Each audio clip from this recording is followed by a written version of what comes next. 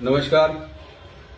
अनुसूचित जातीच्या कल्याणासाठी राखीव असलेला 410 कोटी रुपयाचा निधी आणि आदिवासी विकास विभागाचा 300 कोटी रुपयाचा निधी लाडक्या बहीण योजनेसाठी राज्य सरकारनं वळवला आहे. या दोन्ही विभागातून दरमहा लाडक्या बहीण योजनेसाठी हा निधी वळवण्यात येणार आहे, वर्ग करण्यात येणार आहे. वास्तविक या घटकासाठी आरक्षित असलेला निधी कायद्यानुसार, नियमानुसार इतर कुठल्याही खात्याला वर्ग करता येत नाही.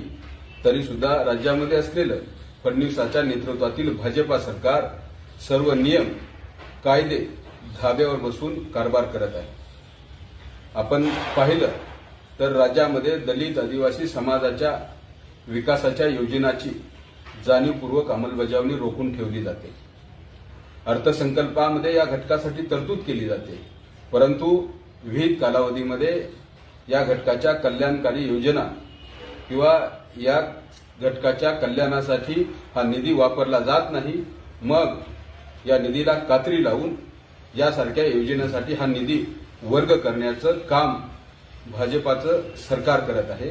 आम्ही काँग्रेस पक्ष याचा या ठिकाणी निषेध करतो आणि आम्ही फडणवीस सरकारला मागणी करतोय की राज्य सरकारकडे योजनेसाठी पैसे नसतील तर केंद्रातील मोदी सरकारकडून आपण राज्यासाठी विशेष पॅकेज आणावे, परंतु आदिवासी, दलित, मागास समाजाच्या कल्याणासाठी आरक्षित असलेला जो निधी आहे त्या निधीचा यासारख्या योजनांसाठी वापर करू नये.